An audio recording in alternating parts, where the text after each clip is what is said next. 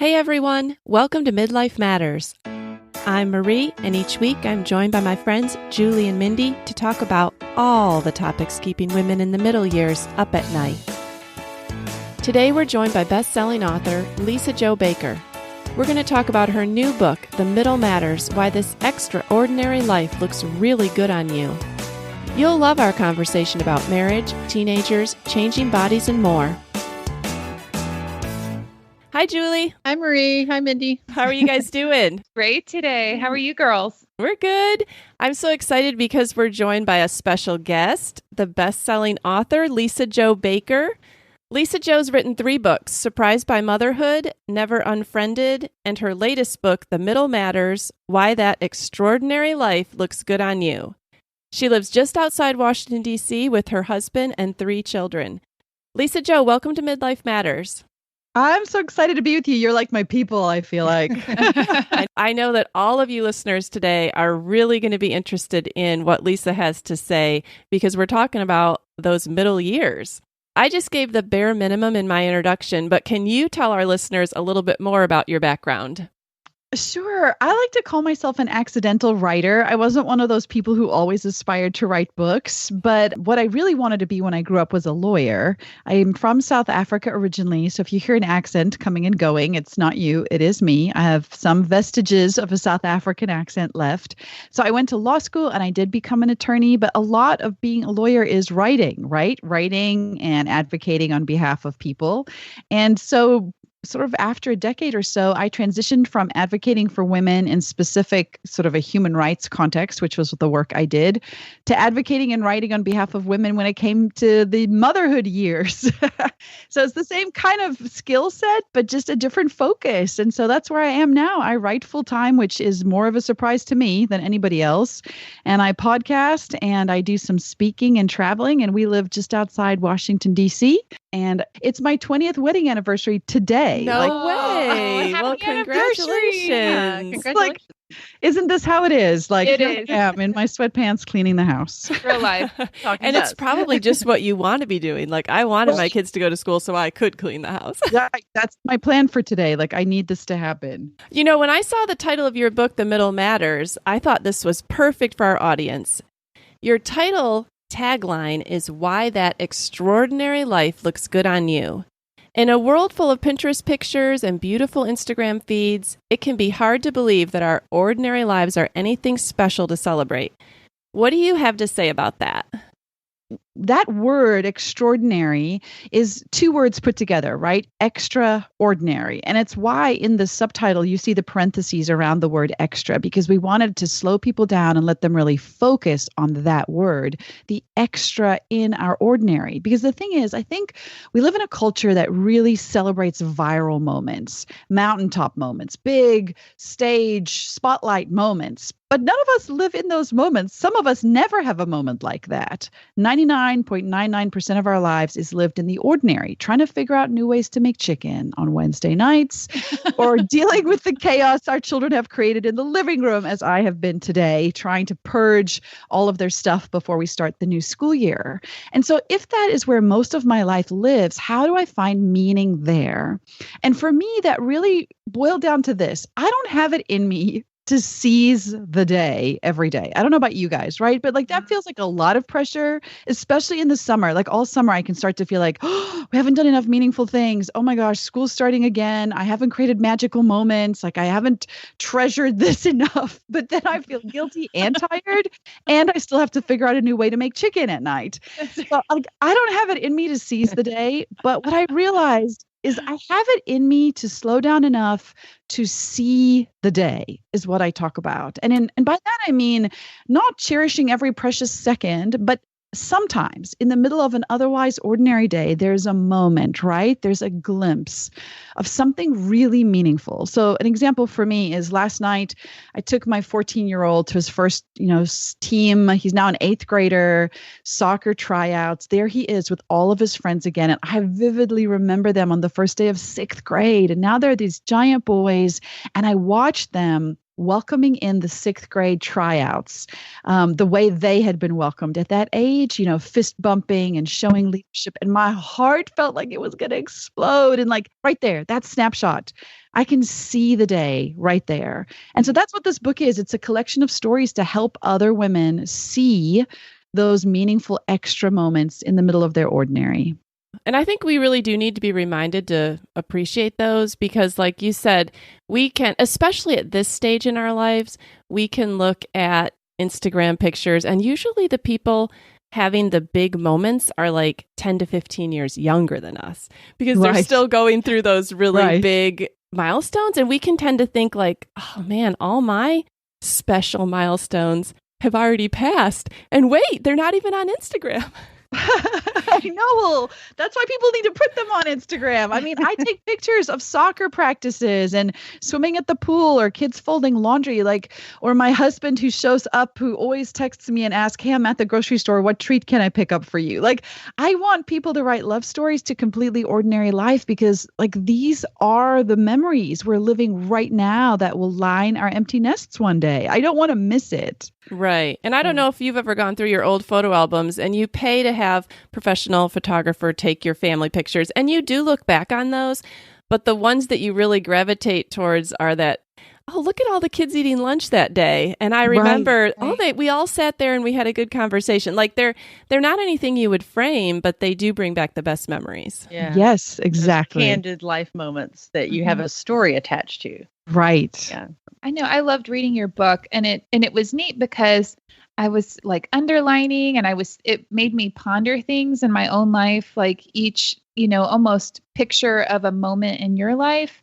And so when I got to the end, I thought, wow, that whole book was really, it was almost like you journaled about just moments, you talked about snapshots in your life. And I loved that so much. My husband has journaled for years, and I've never been good at that. But it made me appreciate, like you said, the extraordinary. It's like making a moment last. Who did you write the book for, and how did it come about? Oh, I love that question. I mean, I have an exact answer. Okay. I was standing at a track meet about 3 years ago with our oldest son, and he was lining up to run the 800 meters, which is the race I grew up running when I was in high school. When I was a young girl who swore she was never getting married, she was never going to have kids. I lived in South Africa, and now here was my firstborn lining up to run my race under an American sky. And I looked around that day, and track meets are very long and very boring. You're for 6 hours waiting for your kid's one race, okay? You have to watch hundreds of other races beforehand. It's sweltering hot or it's pouring rain. There's no in between. It's drudgery on many levels. It's it is the hamster wheel that we mothers live. So there we are, once again, at the track meet, trying to entertain his younger siblings while we wait for this moment. But on the course of that day, I watched other moms all cheering their kids on. And there's something about moms. They line up along the fence and they're all yelling, but they're not yelling their kid's name. They're yelling go baby, run baby. Yeah. And their teenage sons recognize their mom's voices calling them baby, they don't have to call them by name. And there was a mom screaming for her kid who was in dead last place. And it was just then all the other moms start yelling, and there's Jackson lined up at the starting block, and I watched him run that race. It's a brutal race. And when you're on the far side of the track in the second lap of that 800 meters, where you can't hear your mom's voice anymore, where you're by yourself, where you have to push through the pain if you want to hold on to place, I looked at my husband with tears in my eyes and I said, I'm going to write this. I can't write music. I don't take great photographs. I can't paint or draw, but I have words.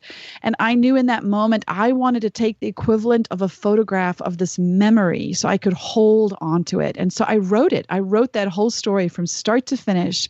And I wanted people who read it to be able to step into the feelings of that day.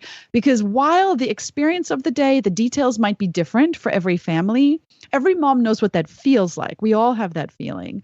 And so that's how it started for me. And I started collecting these moments, these extraordinary moments, and saying, I'm going to write them so that this book reads like a photo album, but the photographs are words so that other women could look around their lives and say, oh, I have that moment too, you know? So I wrote about arguing with my teenage son, or fighting in a marriage at midlife, or my failures, my doubts, my parenting, my muffin top, for goodness sake. I wrote about all of it in the same way you take photographs, because I wanted other women to know that they're not alone and there's something so beautiful in the middle of their ordinary days. That's something I've told my kids, and they kind of give me a hard time about it, like I'm being unromantic or or not encouraging. But most of life is just mundane, ordinary things. And I don't mean that to be discouraging, but just that's what it is. Like the high points come few and far between.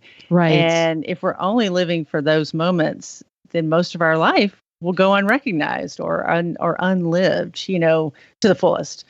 I think that's the lie of the enemy, right? To somehow point to the ordinary life as being mundane and those few spotlight moments as being the goal. Whereas we have a God who modeled what it meant to come and actually live ordinary life with us. He told all of his parables around very ordinary things: seeds, loaves and fish, farmers, fishermen, like, you know, jars of oil, wine at a wedding. Like, I just love that Jesus came and embodied ordinary life to show us. There's that verse in 2 Corinthians 4:16 that talks about the weight of glory that we have here. And I think about my life that way, and I think, gosh, we measure life completely wrong. We try to measure it or sum ourselves up on a bathroom scale when really like our lives are so heavy with a weight of glory. If we can just have the eyes to see it.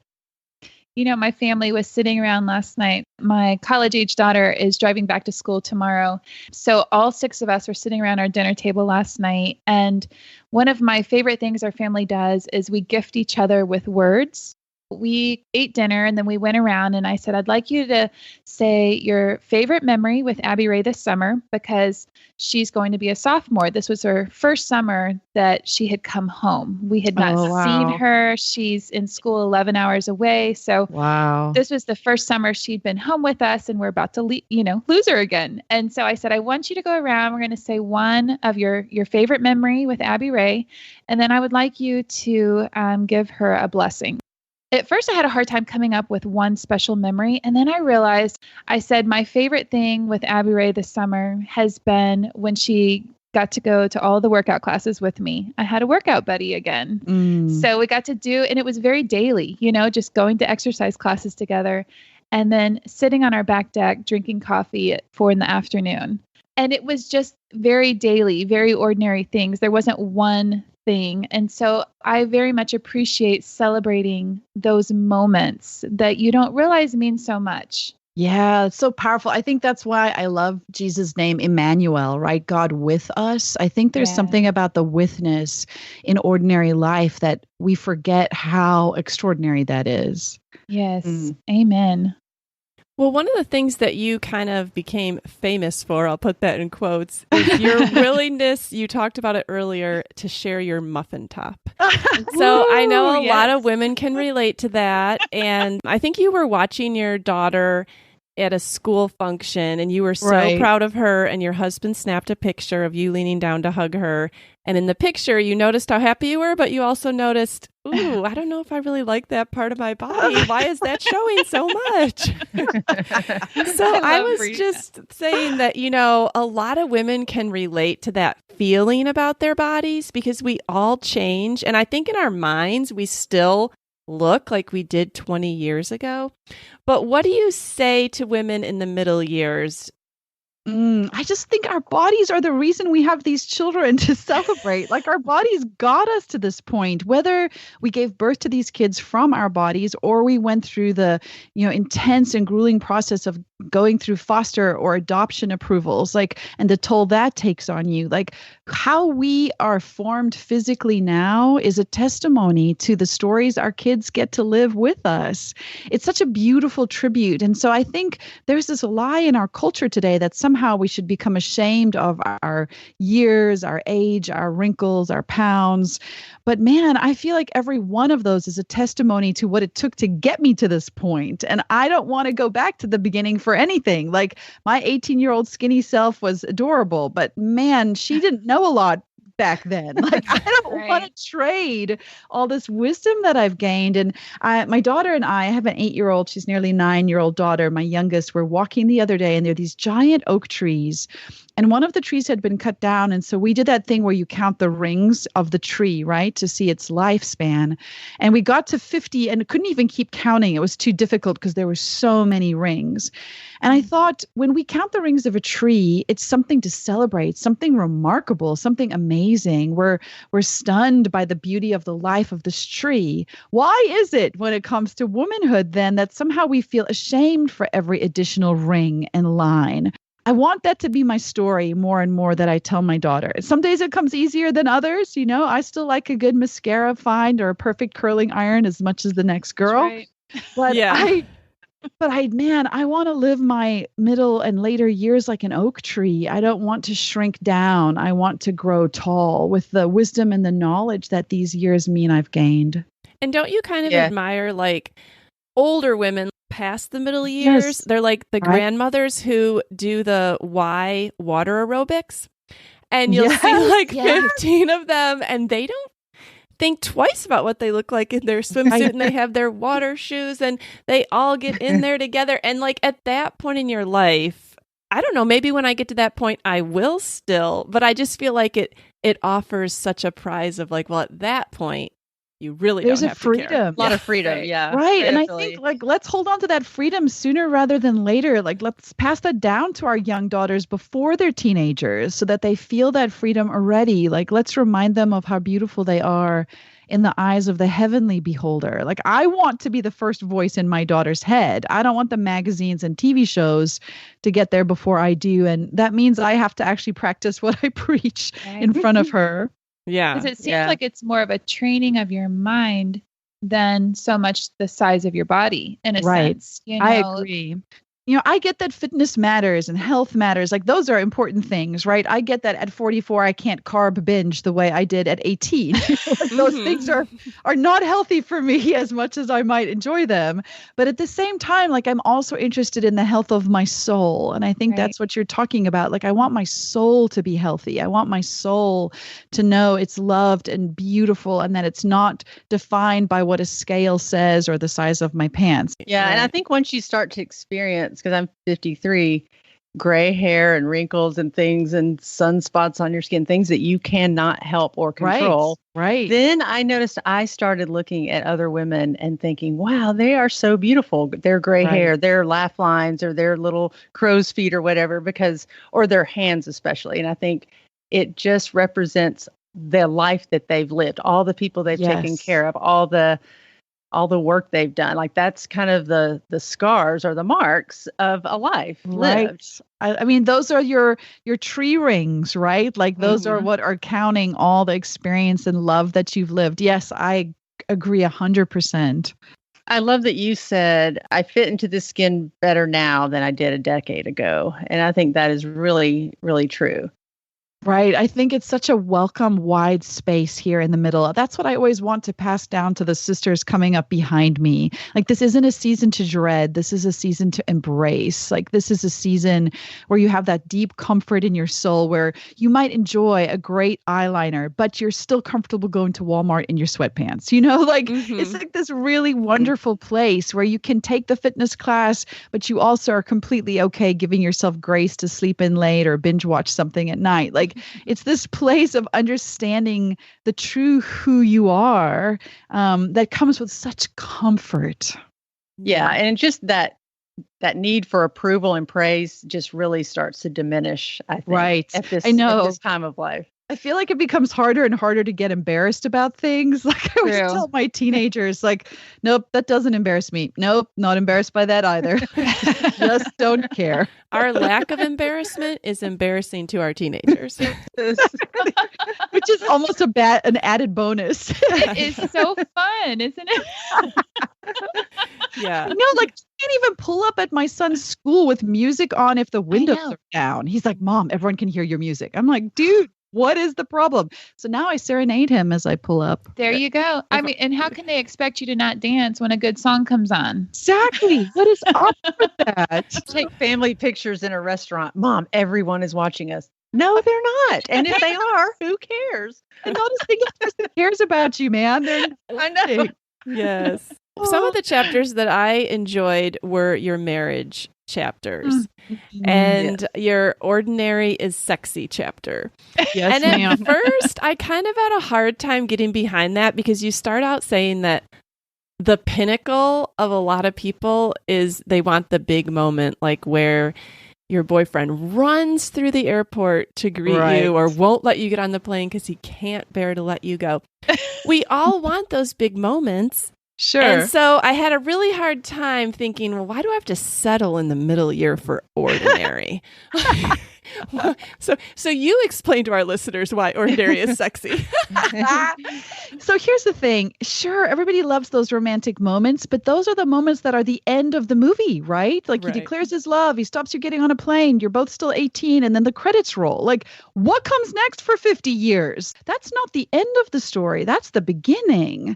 And I think all the things that come next are what are truly deep love. Like not just that eros, not just the passionate love, but the love that gives, that lays its life down, that looks like the man who drives the minivan with the broken air conditioning, like, or the man who cleans up the throw up. I mean, I had to travel out to California for an interview. My daughter woke up puking. My husband took care of all of it because I was terrified I was going to catch whatever bug she had, and then drove me to the airport to put me on a flight and canceled his day at work to go home and continue dealing with my daughter. Like, don't tell me that isn't sexy. Like, that's the guy who unloads the dishwasher without being asked. Like, we minimize those things because movies tell a false narrative about these moments that sure are lovely and fun, but they're not where my life lives all the time. And so because I'm trained to think that's what romance looks like, the enemy is so sneaky then because I denigrate then this truly sacrificial love that somebody else is living out alongside me, even when it just looks like letting me warm my ice cold feet against his legs in bed at night. Like, don't get me wrong. I think sex is great too in the middle years. Like, I think it's better than at the beginning. But I think all of that, though, is so-called ordinary life. Like, that is all of it together, wrapped up. It's the love story of longevity and commitment. And I want to remind myself that's where real life really lives. Like, when I walk out of the movie theater, I'm actually walking back in to a love story that's lasted for 20 years. 20 years. I want to know if those kids who ran through the airport are going to make it that far, because they're not going to if they don't understand this is what love looks like. Yeah, and I think it does take, again, just like with the acceptance of our bodies, it takes retraining your mind, because if you watch any show, any movie, read any book, you're not getting that message. Right. So the movie, it's not that that's not realistic, those romantic moments, but they're not showing you the rest. You're just, they're not featuring the rest. And I think that's the part the enemy does want to have you discount and be disappointed with. Right. I actually read an interesting article recently by Erin Moon, who's such a wonderful writer and thinker. And she was talking about how our response to something like Game of Thrones, for example, as believers might be like, wow, that's too R. I can't watch that. Like, that's not good for me. And she said, you know, you could make the same argument for Hallmark movies because they set up an expectation of love that real life can't sustain. And if we just feed ourselves a diet of that narrative, this is what it looks like to gorgeous people in a gorgeous setting who never have conflict.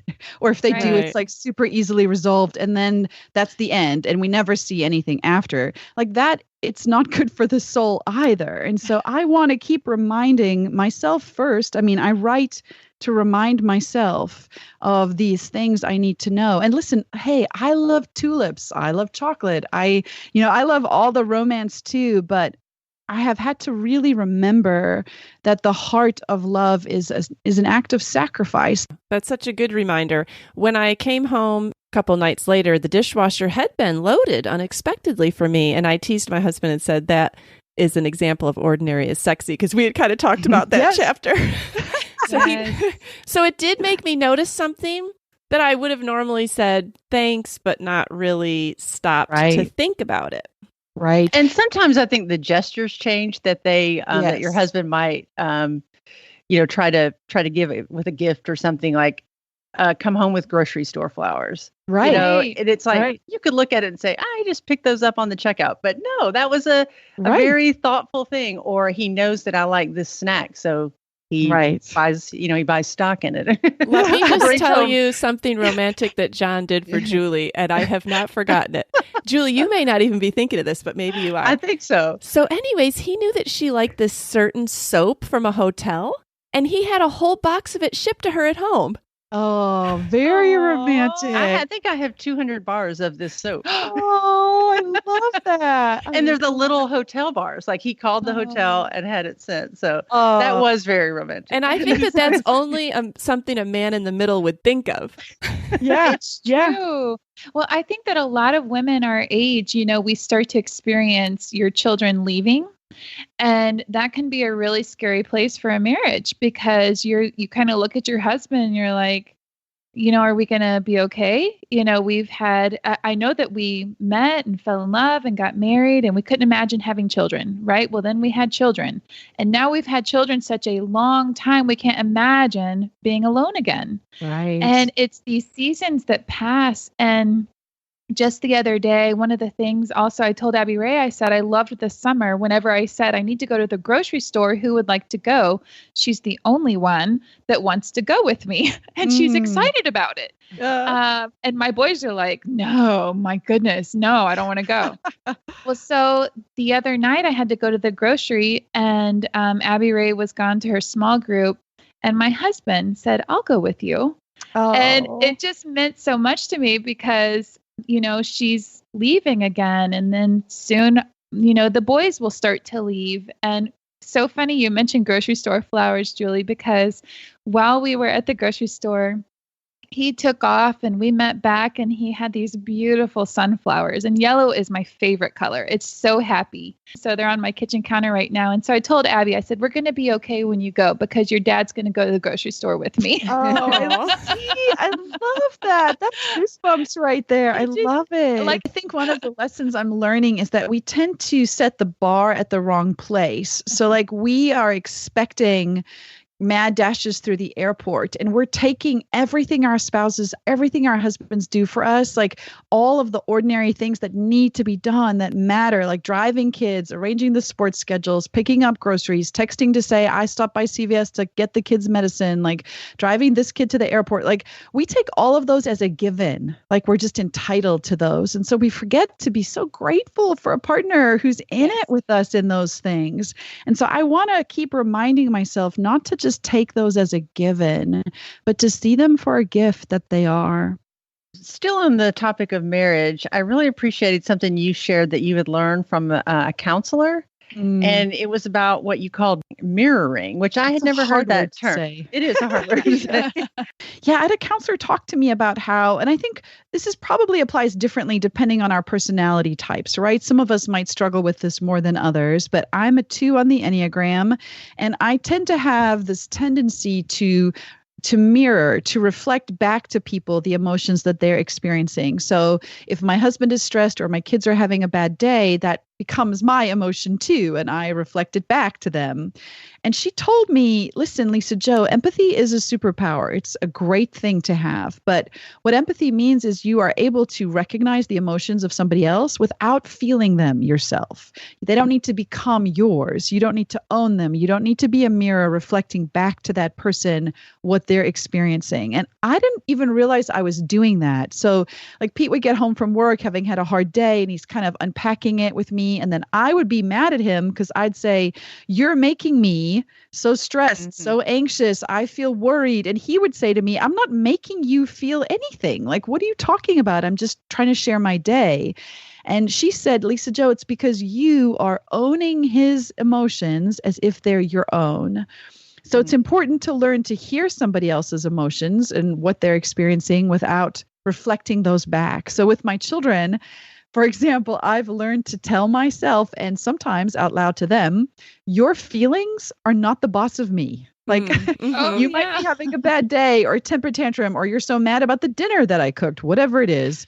I actually look especially at one of them in particular who's terrible at this. And I tell him, listen to me, buddy, your feelings are not the boss of me. Like, I'm having a great day. I'm sorry that you are not, but you're going to need to go take those feelings somewhere else until you can calm down. That was a big life lesson for me, especially as a mom and a woman. I think it's difficult sometimes to know where somebody else's feelings stop and mine begin. Yeah. I feel like I did that more with my children, that I let their emotions control mine. And like you said in your book, it can be really exhausting to feel all those feelings and to never, and not to allow yourself to feel the way you want to feel. Right. And you start to resent them. At least that was for me. I would start to resent them then for making me feel stressed and angry. So I tell my counselor, my kids make me feel XYZ. And then she would tell me, no, they don't get to make you feel anything. You get to choose. You're an adult. You're the grown up. You can set a boundary. That was novel to me, and it's incredibly empowering. So as I start to feel my temperature rising around my children now, I can tell myself, wait a minute, like, they're not the boss of me. I'm the boss of this house, and back up and reset. Yeah. And those feelings are things they need to feel. Right. So we shouldn't deny them the time to feel those feelings. Right. Too. And I think that's right. So there's a whole spectrum there on their own feelings, right? So sometimes if they're sad or angry or stressed, yes, my job is to kind of be a Sherpa to help them walk through those feelings. But sometimes their feelings have hit the, Richter scale super high and are out of control themselves, and they need boundaries as well. And having a calm parent rather than one that's also exploding is a helpful way for them to manage their own big feelings. Yeah. So what do you do with those feelings? Because I imagine that there are some situations that your husband or children tell you about that do conjure up some, anger, anxiety, fear. What do you do with that? I think I'm learning to walk through the feelings rather than to just sit in them and feel like I'm held hostage by them. So sure, it's not like, wouldn't it be nice if nobody ever shared their stress with us? That's not real life, right? So sure, there's always feelings of stress or worry or anxiety or anger. It's part of being human. I think for me, it's understanding how not to let those things hold me hostage anymore, but to look at them objectively and also realize it's not my job to solve all of that. Sometimes my job is just to listen. And it's really more God's job than mine to fix a lot of those things. Yeah, that's a real skill to be cultivated, because I read that after I got back from a week-long family vacation. And I don't know if you have experienced this on family vacation, but I tend to absorb first of all, I feel like I've mostly planned it. So then if anybody complains or is not enjoying themselves, I'm absorbing all these complaints. Yes. Plus, I'm really trying to make it, like, in quotes, perfect. Right. And so every complaint from somebody or argument between the kids or look or whatever, I absorb. I may not say anything about it, but by the end of the week, I feel like I have been kicked like 2,500 times, and the other family members around me seem completely oblivious. Like they're kicking me constantly, but they don't understand. So I get home from the family vacation. It's almost like I need to just go in a room and decompress for 2 days because I've absorbed so many emotions. Right. It's difficult. And I think different personality types absorb those in ways that maybe others wouldn't. You and I are the same in that way. I would feel that way too. I'm learning it helps to give my children vocabulary and set expectations before big events like that. Mm. And so, for example, I had this book launch and we had a big book launch event that was very special to me, very meaningful. And I knew going into it, I already had these expectations. And what I realized after 20 years and many fights with my family is that they are not mind readers. They don't just intuit what I hope will happen. you need to actually say words. And so I did. I was very clear. I called a family meeting. I sat down. I shared my heart. I shared how we'd been leading to this event for a long time. I shared exactly how it was, so they understood the lineup of events for the weekend, what would happen, what my expectations for their participation would be, what my hopes were, like my high hopes. And then I also expressed what my disappointment would be if I felt like they had just completely ignored all of what mattered to me. And I explained to them, this is a way to love me. Like, this is how I will feel loved this weekend. And it was amazing. It was really a beautiful event. It was one of those rare moments where it lived up to my hopes and expectations. I didn't feel diminished or exhausted or bitter or resentful. But I really think largely because I had been quite clear with what I hoped would come out of the weekend. Well, I'm gonna have to remember that for my next trip. Like, even just you don't think that you always need to sit down and do those things because you think, well, doesn't everybody want it to go well? Exactly. Doesn't everybody want to have an enjoyable time? And I think what keeps us from letting them know these things and asking them is because we secretly hope that they'll just do it on their own, that they'll see that. But that's just not going to happen. I mean, they're kids. No. And like you said, they're not mind readers. So if you want it to go well, you have to and spell it out. Same goes with our husbands. I think for a long time in the early years of our marriage, Peter and I would have the same fight where he wouldn't do something that I thought was like obvious that he should do. And I'd get really mad at him. And then in the middle of the fight, he'd say, but why didn't you just ask me to do that? And then one day I yelled at him because that's not romantic. I realized how crazy that sounded. And he said to me, listen, it is romantic if you tell me what you need and then I do it for you. How is that not romantic? And I realized Hallmark had ruined me. I thought if a man didn't intuit, and I'm sorry, but in those movies, the dude is operating from a script, okay? And so I think in my marriage, it is okay to script some of those moments. So even in the movie, someone's still telling him what to say. I know. Bryce and I have had those same times, and he says it a little differently. He's like, woman, just tell me what you want. I'll do it. Right. And I feel like that's hot. Like a guy who said, tell me what you want and I'll do it. Why would we complain about that? Right. Well, one of the things that I could so relate to was when you had gotten yourself all ready for your, I don't know if it was a Skype call or what, but you were going to be working and your husband was supposed to put the kids to bed. And he obviously had not gotten that memo and you obviously had not laid out the expectations. And then you had like one of the biggest fights of your marriage. It was bad. But what I so related to was what you said was, as women, we really want someone to say, hey, you're off. You're off duty. Yes, you're off duty. Yes. And I'm going to take care of this. And so often, nobody will say that to us. Right. Because it doesn't occur to them. Like they don't experience the world that way. Right. I know I screamed. It's like 5 minutes before a Facebook Live with my Christian audience about my new Christian book. I screamed at my husband so hard my voice hurt. And I did that thing where I floated up above myself. And I was like, what is happening? Like, what is literally happening right now? And like Peter is staring at me like I'm an insane person because I was in that moment. And I realized, though, again, it comes back to just a completely ordinary thing, like saying out loud things we need. And so in our marriage now, like it's funny at night, Peter can just sit down and be done with the day, but I'm like still panic cleaning dishes or sorting something for school and a lot of the time it's not even something that has to be done. It just feels like it's part of my mental load, that I'm checking off. And he'll look at me now and know to say, honey, you are starting to freak out about things that don't matter. You have permission. Go to the bedroom, watch a show, eat ice cream. Like he actually says those words to me.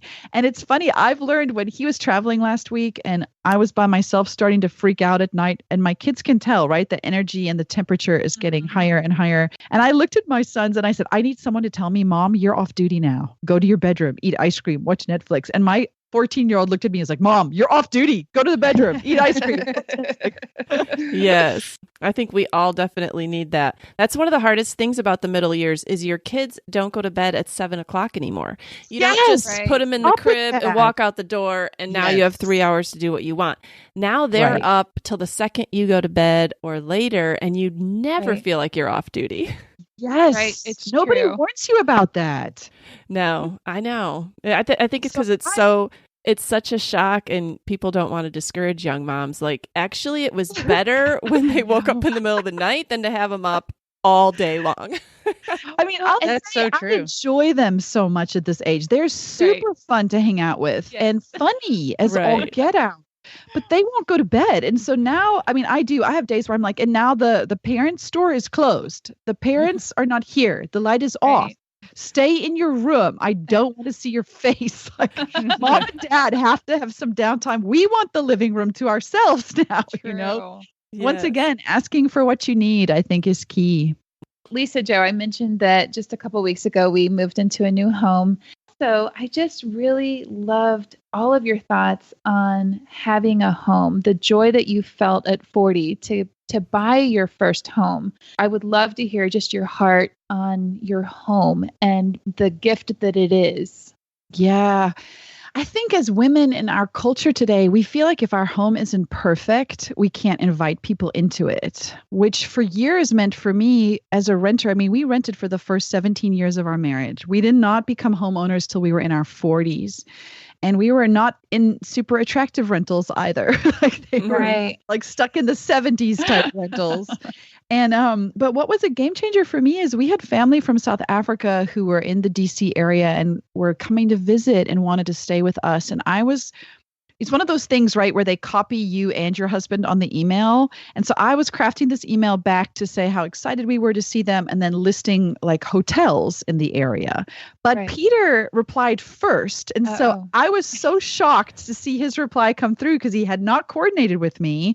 And he just said, we're so thrilled. Come stay with us, all of you. And there's like a family of 5 of them and 5 of us. And at the time, my newborn daughter's bedroom was a closet. Okay. We had one bathroom for the 5 of us. And now there were going to be 10 people in this tiny house. I was so horrified. Like I called him and I was like, what are you doing? Like, take it back. Like email them and say they need to stay at a hotel. And he said to me, what are you thinking?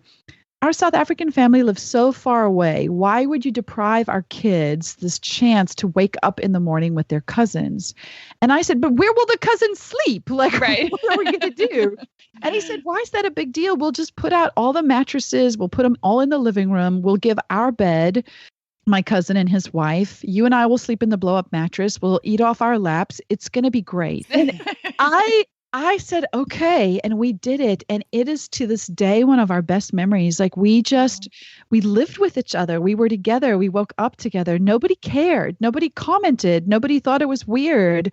And it was the first lesson in me realizing all you have to do is open the door. Nobody cares if you're eating off paper plates or Martha Stewart's setup.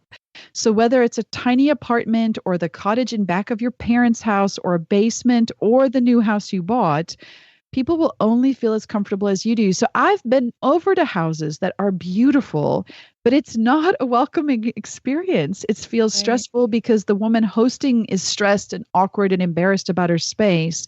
But I've been to houses that are run down and small and inadequate space for all of us. And it's been the best evening I've ever had. But it's because the person knows that hospitality is not about the size of your house. It's always about the size of your heart. I love that. We did a whole LisaJo. episode on hospitality, and we all agreed that it's not the home, it's not the meal, it's the invite that matters. Right. I think there's nothing that takes a friendship to the next level than having someone into your, we called it the inner sanctum, to see the real you. Right. I think the hospitality naturally leads into friendships in the middle years. And you said that friendships are like life preservers. Or you don't know you need it until you need it. Yeah. Until I really liked that. Yeah. Yeah, I know. I think social media wants us to think the more friends, the better. But as I get older, I realize it's really the deeper the friendships, the better. The people that you can hang on to on the days where you feel like you're drowning. And I think you tell me if you think this is true, but this season of our lives really is the season where it's not about marriage or engagement announcements or new babies. A lot of friends I have are struggling to fight for their marriages or going through divorce or struggling with cancer or rebellious teenagers. Like, we're going through hard stuff in this season. Mm-hmm. And so more and more friends feel like life preservers. And without them, I don't know how we make it. I think friends are how Jesus gets to us, right? Through human skin is how he wraps his arm around us, is through other people. Mm-hmm. One of the things that I really enjoyed too, and I don't know how this applies so much to the middle years, but just the doubting Thomas that you mentioned. Mm-hmm. So I had never really noticed that it wasn't Jesus that called Thomas doubting. Do you want to explain that? Well, one of the things about the middle season here too is I think I have a lot more questions about my faith. I am more curious about this God I've believed in most of my life. And so I have doubts. I have things I wonder and worry about. And then I feel guilty about having those doubts, like I'm not supposed to have them somehow. And so I was reading about Thomas and I realized it's the church who's labeled him doubting Thomas.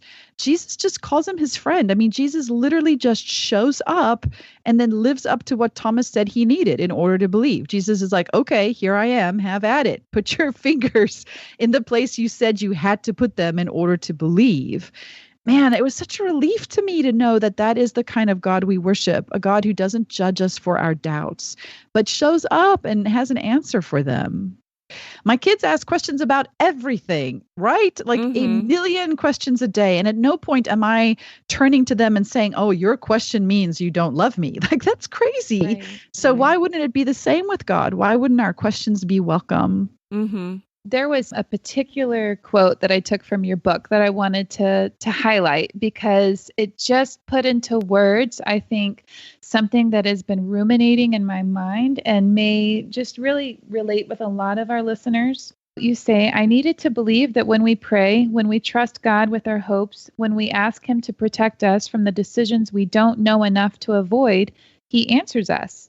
Because what is all this faith we talk about worth if in the moments of our greatest hurts or hopes, it doesn't count? And I loved that because trusting God, having a relationship with the Lord doesn't mean that everything's going to be perfect. Right. It means, it means that he's with you in the struggle. And simultaneously, I've been listening to a podcast by Tim Mackey. And there is a particular one, and he's talking about the book of Ecclesiastes. And he calls this the myth of religious fulfillment. The myth of religious fulfillment is kind of our sense of justice. Like you get what you deserve. If you make good choices, good things will happen to you. If you make bad choices, bad things will happen to you. Well, doesn't that sound like Job's friends? Right. His really close friends that came to essentially, quote, comfort him in all of his loss. But unfortunately, I see that in the church. And when I really look, I see that in myself, at its core. Yeah. And so I think for me, it's been not in order to push back against that, which is my bent as well, to say to God, listen, man, I prayed, I asked for these things. And I know that what you read, that quote is in relation to that chapter about our first house where we had bid on this house and we didn't get it. Right. And I was so sure we would because I feel like we had prayed and here it is. And we asked God and like, why wouldn't we get it? Everything had been set up for us to get it. They just said yes. And then they changed their minds. Right. And I felt like what I needed in that moment was to understand that there was meaning behind that it wasn't just random. So it wasn't that I needed to know that somehow I deserved this and so I should have got it, or that I had done a bad thing and that meant I didn't get it. I think a deeper faith says, okay, Lord, here's my box of questions, is how my husband describes it. And I'm giving it to you. Like, I'm curious. Can you help me understand what you were doing through this experience? Which I think is what God was trying to show Job at the end of the day.